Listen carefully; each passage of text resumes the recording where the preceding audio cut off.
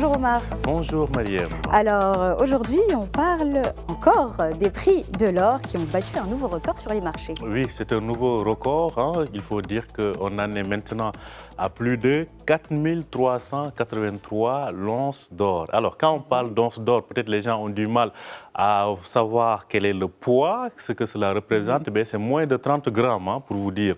Et là, on parle donc de 30 grammes d'or qui coûtent sur les marchés mondiaux quelque chose comme 4383 $. C'est plus de 43 000 dirhams. C'est dire donc à quel point on en est sur cette flambée des prix de l'or. D'ailleurs, c'est une tendance qu'on constate depuis le début de l'année, comme on peut le voir d'ailleurs à l'écran. Depuis le début de l'année 2025, eh bien, les cours mondiaux de l'or ont bondi de 67%. 67% de plus cher que depuis le début de l'année. C'est dire à quel point les prix de l'or ont flambé sur les marchés. Bon, tout cela a des conséquences bien évidemment et a aussi des explications qu'on va voir donc au fur de cette historique.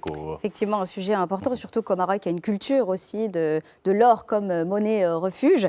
Et donc, comment comprendre aussi cette flambée des prix du métal jaune? Oui, exactement, c'est la question que tout le monde se pose. Qu'est-ce qui explique cela? Alors, il faut dire que, comme vous l'avez dit, l'or est une valeur refuge. C'est-à-dire, quand il y a un problème sur le plan géopolitique, les investisseurs préfèrent sécuriser leur argent en achetant de l'or au lieu de laisser d'investir en bourse. Donc, ce qui fait que ces prix-là bondissent donc à des niveaux extrêmement conséquents. On l'avait vu en octobre dernier. Et comme je l'ai dit, l'évolution globale depuis le début de l'année, c'est plus de 67%. Il y a ce facteur-là. L'autre facteur, c'est la paralysie budgétaire aux États-Unis qu'on a connue ces dernières semaines. Cela avait poussé beaucoup d'investisseurs à aller investir dans l'or pour sécuriser leurs investissements parce qu'il y avait des secteurs qui ne fonctionnaient pas correctement aux États-Unis. Autre facteur, c'est bien évidemment, on l'a dit, les tensions géopolitiques. On voit actuellement les risques de tension au niveau du Pacifique ou des Caraïbes entre les États-Unis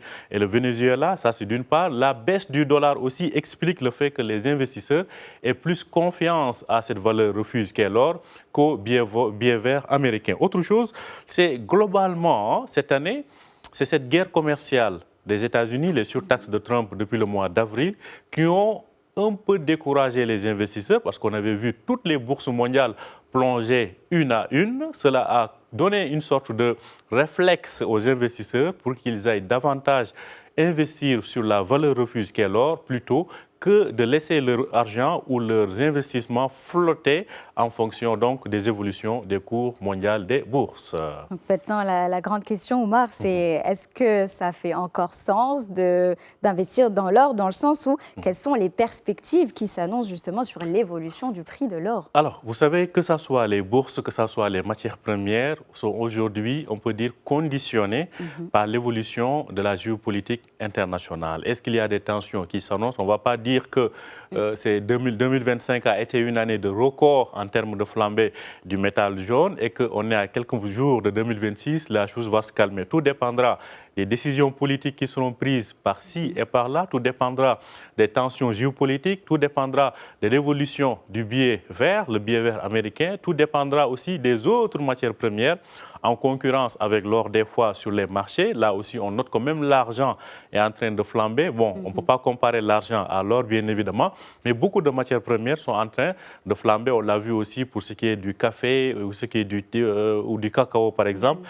Donc, c'est dire que l'ensemble de ces matières premières-là sont conditionnées par soit des tensions géopolitiques ou bien des évolutions climatiques qui impactent sur l'évolution de leur cours. Donc, disons qu'on va observer ce que sera l'évolution des relations géopolitiques au niveau mondial. Ceci conditionnera le comportement des investisseurs et par conséquent les cours mondiaux de l'or. Donc ça reste un investissement avec ses risques, ses avantages à mesurer. Bien évidemment. Mais globalement, une inflation sur tous les cours actuellement au vu de l'environnement géopolitique, disons-le. C'est bien dit. Très bien, merci beaucoup Omar pour toutes ces explications.